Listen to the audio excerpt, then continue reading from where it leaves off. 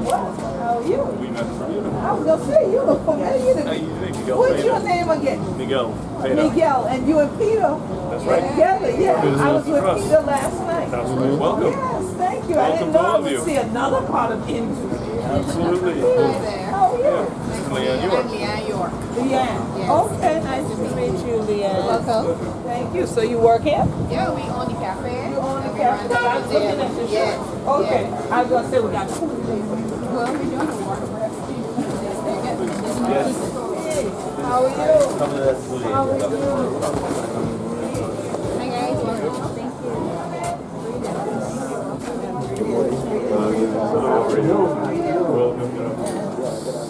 Should we do introductions of like this? Right. So this is called Jordan. Should've In done fact, it from that way in.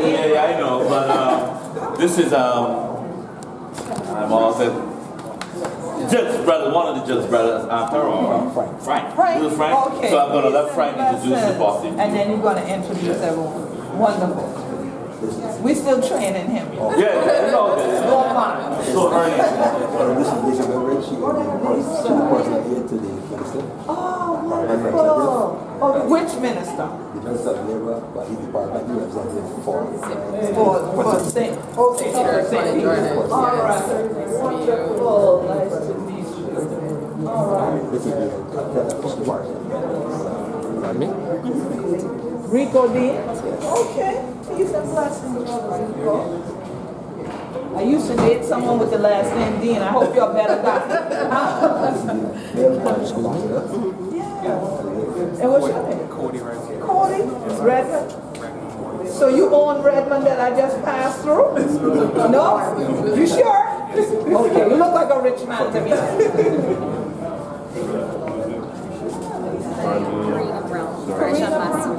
Oh, wonderful.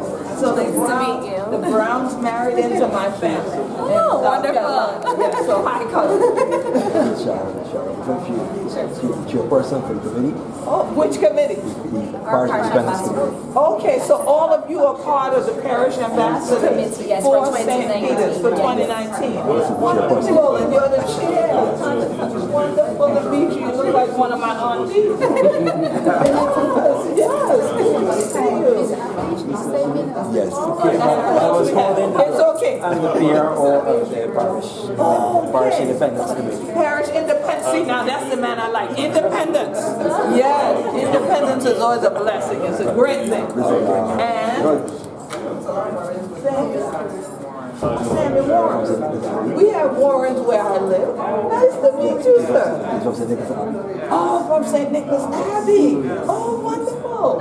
And now we got more. Yes. Scatterburg. What about local historians? Oh, you're a local historian. We must check. Do they have your books here? No books? Are you going to be a historian and not write nothing down? You keep them here? We have to know more. I want to carry it home. So you'll have to get in the suitcase. My brother is also a poet. Oh, wonderful. Nice to meet you. Yes, I'm a poet. Yeah, so I have to share. Wonderful. That's everything. We done met you already. What we can do is let them make a presentation for you and then hand over to take To some the tour. museum. Okay. So you guys, you want to So we start should by doing your stay? poem? You want me to stay here? Okay. Yeah, it is fine. Dantar's going to read your poem. He's a poet about Speightstown. You introduce Now, it. this is hilarious. The poet doesn't memorize the poem, he wrote it down. And the historian don't write it down, he memorized it. Yes, though, but my capacity here today, I'm here in the area representing the parliamentary representative for the area. He's asked me to represent him to welcome you to Speightstown. So I officially welcome you to Speightstown. And I thought I'd do this poem. I'm going to present the book to you after as well. But I thought I'd do this poem, which was actually compiled by 4 poets from St. Peter. Oh, excellent. Right? And we have one other poet here with a poet in the book as well. Okay. Right. And this one is relevant to Speightstown because it actually it was written because of slave rebellion which took place in Speightstown area in 1675. What was the name of it? It was referred to as the Coromantee Rising. Oh, the Coromantee Rising. Where the enslaved Coromantee people who was up. And the rebellion was actually quelled, and the people were captured and they were dragged to Speightstown. Some of them were burnt and beheaded. On the streets of Speightstown right here. Right? And the cry of it was that when they captured them, they wanted to know the others who were not known. And the guy, and this guy who was the leader, and he said, don't give up the names, because if they burn you today, they can't burn you tomorrow. You can't burn you tomorrow. Right? Wow. So the poem is called Rebellion Song. If you roast me today, you can't roast me tomorrow. Big Tony, big and black, take it like a man. He stretch out them big hand, this robust African man. If you roast me today, you can't roast me tomorrow. With a voice that rocked the town, echoing fear in the hearts of the oppressors, the rebellion falls down. Tony cried, beating his head when he see his own black people dead. The fire burning hot and red. Burn, nigga, the white man said. If you roast me today, you can't roast me tomorrow.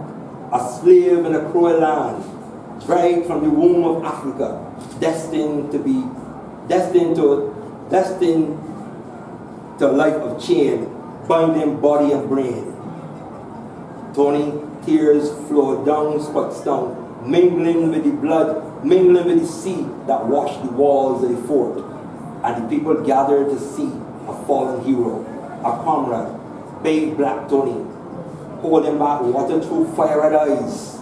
If you roast me today, you can't roast me tomorrow. And the fire blazed and the people screamed, and it was the death of a vision, the death of a dream. Tony and the black freedom fighters get snuffed out like a lamp flame. Puff. All that remained was the stillness, the silence. Then a cold breeze blew across the sea, whispering in quiet sorrow, if you roast me today, you can't roast me tomorrow. Wow, that's powerful. You wrote that one?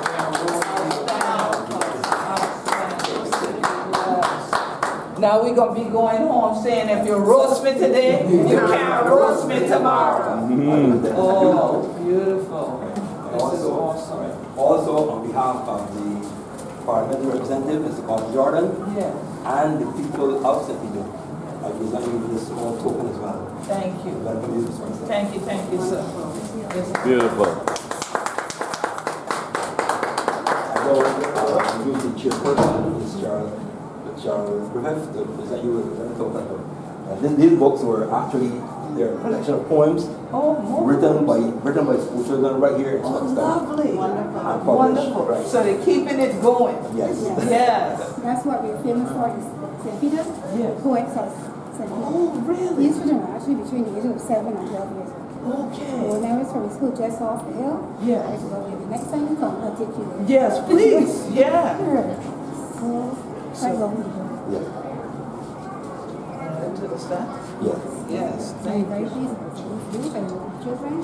Yeah. These are actually the award when they enter the competitions. Oh, they have a Right, the competition. competitions are local St. Peter one as well as the national one. Yes. NCS, Yes. NIFCA. Yes. So you have to go. Oh, great. So I got award-winning poets. How about these two fellas here? Both of us. Yeah. Them too? Really? Or they cheat and make their own book? No, I only played. You have another one? Oh,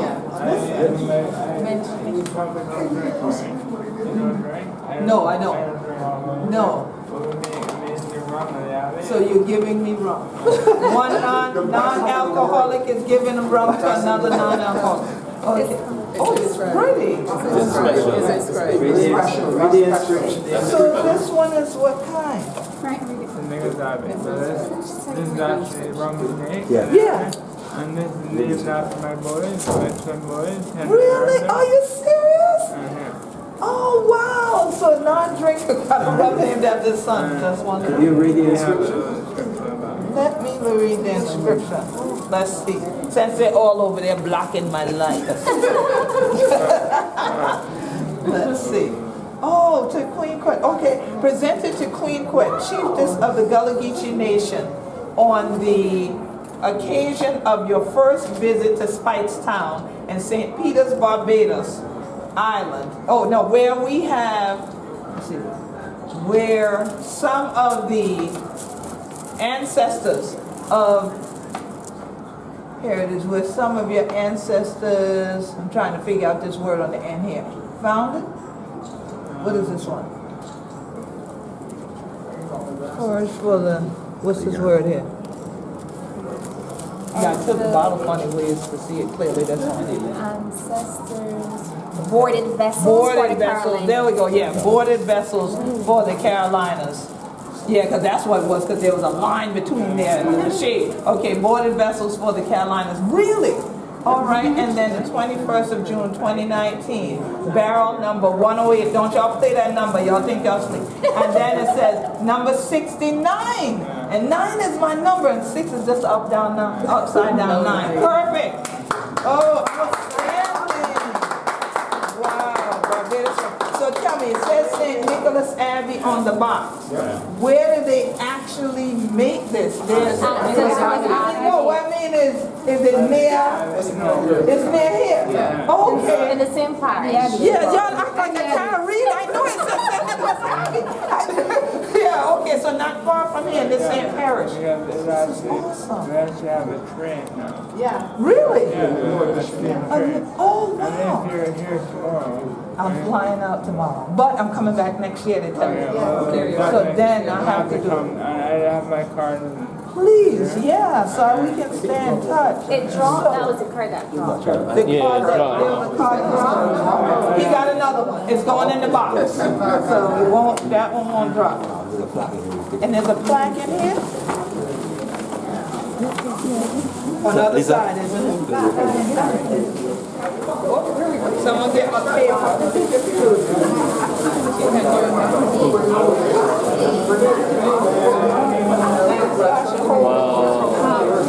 Oh, awesome. Okay. All right, everyone. Y'all all heard what was on the bottle. So I'm sure you want to hear what's on the black, right? Same thing. Drink what's in the bottle.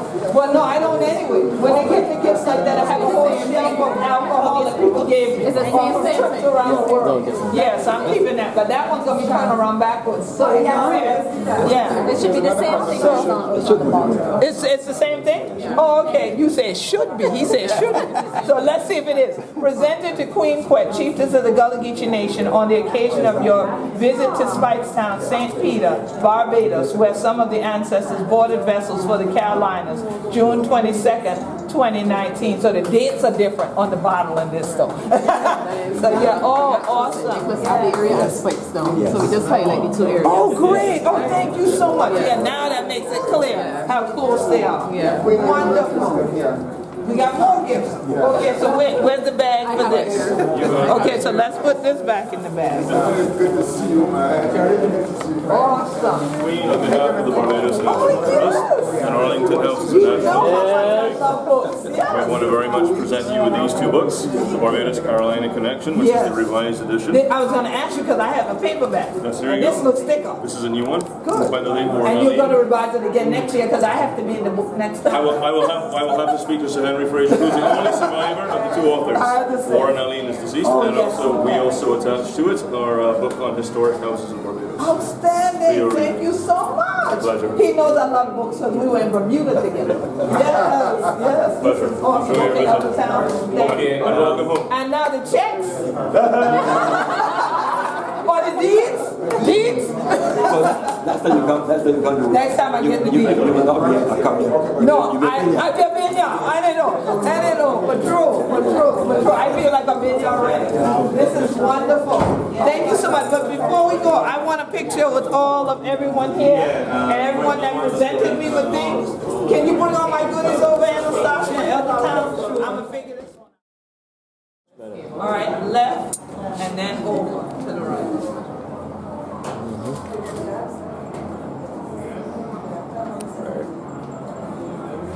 Everybody got it? Great. You're welcome. Thank you all. This is so awesome. Yes, so next year I have to come spend time here. Yeah. Is your card in the bags? Can you run us down? Write it down. Yeah, and find me in the museum. Pleasure to meet you. Y'all are wonderful looking folks. Yes. You gonna do it again? Okay, Kumar said go back.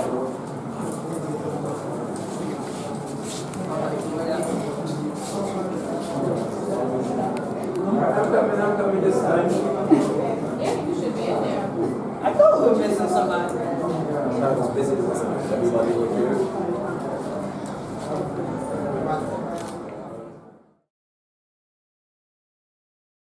I'd like to welcome all of you to Arlington House in Speightstown.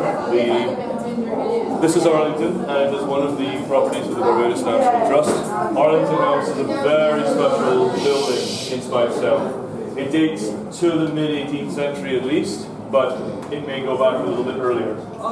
And Arlington House is really, what we want Arlington House to evolve into, we the National Trust, is really an experience, a true Speightstown experience. Arlington House was saved from demolition by the National Trust just over 10 years ago. And can you imagine, this building was actually scheduled for demolition. And through the Barbados National Trust and Sir Paul Altman, who was president at that time, Arlington House was saved and it was turned into a visitor centre. So 10 years on, Arlington House is here, but we at the National Trust feel that we are not doing the best job that we need to do as it relates to telling the story of Speightstown in this amazing building. So as we're moving forward, as we're looking towards 2020, we want to start to reach out to the community in Speightstown and to tell the various heritages. Because Speightstown has an amazing history. It's a history of course, the indigenous people, the enslaved Africans who were brought here, the indentured servants, the Jewish community, and of course then afterwards, in the post-emancipation era, the entrepreneurs, the amazing maritime and sailing heritage that Speightstown has. We do mention some of that in this building, but we want to go deeper, and we want to tell and to basically amplify those stories. And we also need to reach out to the communities to get that local knowledge as well too, okay, which is so important. So, the building, we started with the building, and it's extremely important in many respects for us to continue with the building.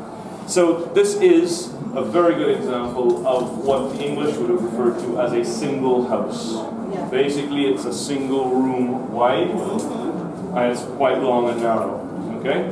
And it is believed that this technology, this building technology, would have come from England. It's a medieval style of building, and then with the settlers, the free, but of course the enslaved settlers as well too, who went and were taken from Barbados in the late 17th century to set up the colonies of South and North Carolina.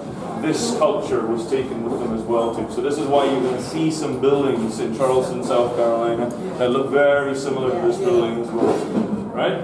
And of course, a building is just a building. It's the people that live in it that make it. It's the people that build it as well, right? So that intangible heritage is also extremely important.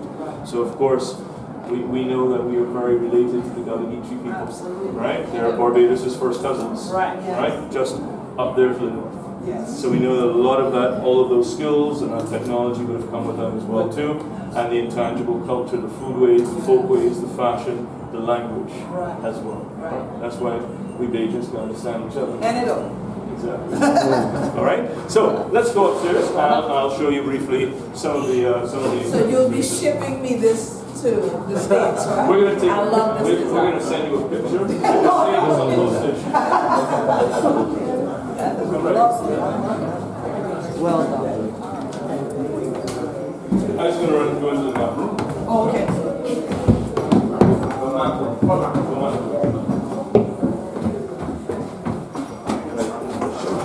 Right this way.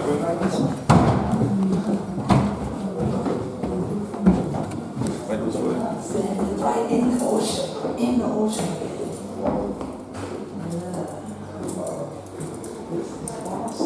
This reminds me what Avery used to have the map on the floor. This is great. So now where am I right now? Speightstown. Come back this way. Come back on that side. So you're right here. So Peter, Oh yeah, and here's Speightstown. right here. Nice. Oh, and there's Little Bristol. Come right in. That they told us Right. about. You make way around, Gotcha. folks, everyone in. There we go. So we're in the map room, and this is a real fun space. Because basically we're standing on Barbados in the figurative and the literal, Yes. right? And Queen, you're standing basically right on Speightstown, Yes. right? And the maps are wonderful, wonderful tools that the historian uses, because what this shows you is it shows you how vital Speightstown was to the north of the island. Speightstown was the north of Barbados' port, right? And that's also why Speightstown and Speightstonians have such an independent spirit. Okay, so that's my everything, people there there. you I go. must have been from Speightstown. All of the sugar, all of the rum, all of the molasses that was grown and produced in the north of the island would have gone through Speightstown and gone off to Little Bristol. Okay, and then of course all of the people arriving in Barbados, coming to the north of the island, were coming through Speightstown as well too. So the enslaved people who were brought, the people who were brought from Africa and enslaved here, the Europeans who came here as well. That's how they were coming back and forth to Speightstown. Okay. This map goes back to the mid-18th century, and it's a fairly good interpretation of basically the plantations, the people who owned them, right? The last names. Right? And it's interesting because I'm also looking at our journey for the day. So I've been recognizing, we've been coming along the coast right here. Coming all along the coast, that's right. So, Speightstown has a lot to offer, and we believe as Barbados is going forward that it is going to become really one of the heritage centres of the island. It already is a heritage centre, but basically is a place where those heritages can be displayed. Right. Right? For instance, lost cultures like the small pawn boats. Pawn boats were these toys that children would make in Speightstown. That has almost disappeared from the landscape. Really? That's something we want to bring back into Speightstown as well. So have you partnered with any schools or the artists in town? We want to reach out to all of those people who have the knowledge. Knowledge, right. Okay? Particularly the elders in the community. Absolutely. They would be the ones Because we cannot let that generation pass without harvest, without having them donate that knowledge to us. Right. Yeah? Don't forget Worry. Worry as well too, right? Game that would have. Worry, oh yeah, Right. Worry. Look at that. Yeah. Really? Yeah. I didn't know that. Yeah, worry. Okay. Yeah. That's right. That's good stuff. So it's not just cricket here. Not just but Worry is one of those games that we need to work hard at bringing back. As part of our program as well, we're trying to reintroduce into the school. Excellent. Wonderful. Yeah. So now tell me, since we've been traveling all along the coast here today, do you still have the big boating and fishing industry of native people? Yes. Yes? There is. Okay. There's certainly a lot of, Speightstown, but also going further up into St. Lucie, Hampton, Fort, and those places. There's still a boat building industry, and there's still a fishing industry as well too. Sixpence Bay is basically the fishing town, capital. little fishing town of Speightstown extended. Okay. Basically. Nice. So let me take you into this other room here. It's called Plantation Memories. Wow.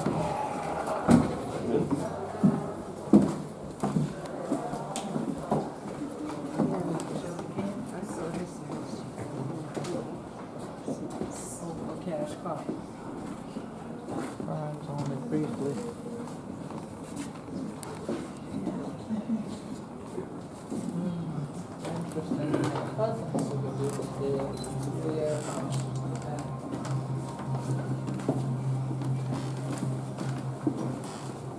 I am the man in the caves.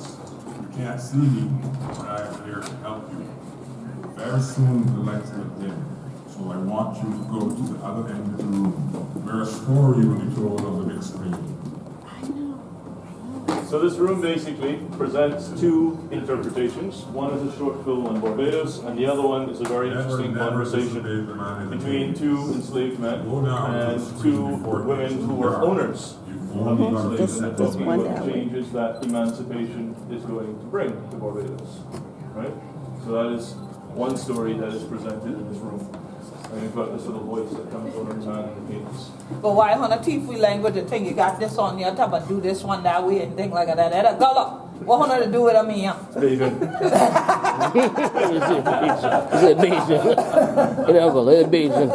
As I said, the interpretation is fairly old. It's more than a decade old at the moment, right? So since this interpretation was done, it's dated.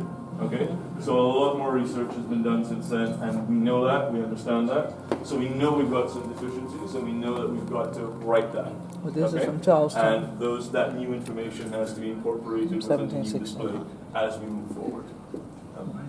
The room and the lights are dimming. If you wish to head to this end of the room, this little video is going to give you a small story about Barbados. It's about 15 minutes long. Okay. You can sit where Hundreds you of thousands of years, the trade winds have fanned our fair island, Barbados, the most easterly of all the islands in the Caribbean. Barbados is a very special island, as you will see. This is for the other one. This is the other presentation of sorts of. Dead in its wake.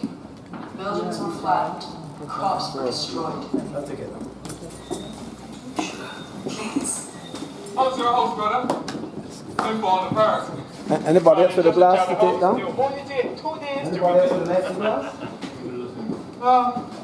I got much left to pick up right here. Yeah, get those 2 bundles over there. Why you too much for ladies need to your room? Don't worry about them. They will get their sugar from someplace else. Nothing, not even a hurricane, can change the course of their lives. Maybe not a hurricane, but another kind of weather will eventually blow on this land. And things will change. Our crops are lost, but our buildings are still standing.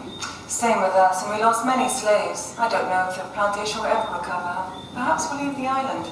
With all those rumors going around, what good is there in staying? What do you mean? Emancipation is more than just rumors, my dear. It will be law in Britain, and we'll have no choice but to obey. Well, then there really would be no reason to stay. Can you imagine paying them to work in the fields? How would we ever earn a profit? No, really. My boss sent me into the town for rebuilding the church. Ah, carpenter. That's where you always wanted to be, right? Certainly. Building is better than working in the fields. And one day, when you are a free man, you can build yourself a real house. As big as you want. As big as a mansion. Scope out them no. But mark my words, brother, we'll be free. Emancipation is coming. I heard the master talking about it. He says it's only a matter of years. How is it going to work? Well, we won't start paying them overnight. There'll be a transitional period, like an apprenticeship. What do you mean? Well, for the first few years, perhaps 3 or 4, the free slaves will continue to work on the plantation 4 or 5 days a week without being paid. The rest of the time, they will be able to tend to their crops and sell them at the market. And then what? After that, they'll be paid for their work on the plantation or in town. Well, there's really no rhyme, no reason to it. And how will you earn enough money to pay all these people? Alright, if you think we'll become free, then who is going to plant the cane? Who can harvest it? Who can crush the cane and boil the juice? Something like that here as well during this apprentice period or any time or not? Well, I think during the apprenticeship period, that was viewed as being, using the terminology from that time, as a seasoning period. Getting people ready for freedom. People needed to be ready for freedom. Right. So that's what that was about. Right. Within the slavery period, they are examples of people, for instance, being manumitted or self-manumitted. Right. Okay. Right. Many of these were, for instance, skilled artisans. Yes. Okay. These were enslaved people, enslaved men and women. Okay. Who had skill sets. Right. Carpenters, masons, coopers, tailors, seamstresses, etc. Right. Ironsmiths, and they basically. What happened in Barbados is the way the slave system, or some of the nuances of the slave system in poor towns like Bridgetown and also in Speightstown, right? You had a system where some slave owners, okay, rented out their enslaved people, okay, who had, particularly those who had skill sets. And what was going on is that as these enslaved people were earning money for their masters or their owners, in some cases they could also earn money for themselves. To buy their way out. Precisely, and that's how they self-manumitted. So back to your question, did people have to vouch for them? You do have examples, like for instance in Bridgetown, you have the story of London Bourne. London Bourne started out as an enslaved man, became free, ended up owning real estate, but he actually could not enter some of the real estate that he owned. Interesting. Okay, and that was because of the racism and enslavement, etc. at that time, right? So you would have had some instances where alliances would have been formed, okay, between people who were formerly enslaved and perhaps people from the working class white community, poor whites community, etc., right? Where you would have had those sorts of relationships being formed. Does that answer your question? Yeah, it totally answers it. It totally answers so that but now this is the interesting part of where you started on the answer, is that you called the apprenticeship period the seasoning period, where we were, the brutalization period was the seasoning period. So when the Africans were first kidnapped and brought, after they stopped bringing them from here to the Carolinas and started bringing them directly from the motherland to the Carolinas, then they would put you at Sullivan's Island, they would beat you or starve you and do those things. And that was called seasoning because they wanted you to be ready for the auction block. So like you said, well, who needs you to season me for freedom? You know, just move out of my way and let me go, right? So yeah, so it's very interesting how the terminology. So here it would have been, here in this part, in the British West Indies, they would have called it fattening. Fattening. Because of course, coming across. Yes, you would get thin because you became emaciated, muscles become exactly. atrophied. So all of that was happening. And then basically what would have happened is that in Carlisle Bay, for instance, or in places around Bridgetown, where you would have had spaces where the Africans to be enslaved were held, okay? That fattening process would have happened there. Okay, and did they hold them in pest houses there, or how did they do it in those places? So, for instance, you would have had, Bridgetown did not have, Bridgetown, the way enslavement worked here is, in some islands, you would have had central lockups. Central lockup. Okay, you would have had places. That's my terminology. The U.S. still has central lockup. You would have had places where people would have been kept. Enslaved people would have been kept. Okay. What happens in Barbados is that you had a lot of individual agents who were working with slave traders, right? They were the agents for the slave traders. So if you look at a lot of our newspapers at the archives, but a lot of it will be on microfilm at the library.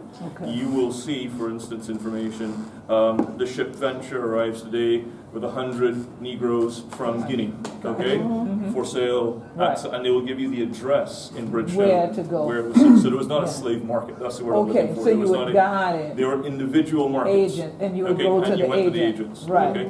So your question was again, was no, I mean you're right on the roll with it. You're right on the roll with it. Whether or not y'all called them pestilence houses. I wonder if y'all had any pest houses here. So y'all didn't do the quarantining to check for disease and all of that kind of thing. There would have been examinations. People would have been examined. Right. Of course, literally standing naked, they would have been examined to see if they had any diseases or illnesses. Mouths forced open to see all of that sort of stuff happen. The whole 9 yards. So the same thing was happening here as well too. Everywhere. You would have had in Bridgetown a place called the Cage. The Cage started off as actually a place for riotous sailors. So that's like a 17th century So with sort the of thing. Negro Seaman Act, they locking up the sailors. So you had sailors, and that was more.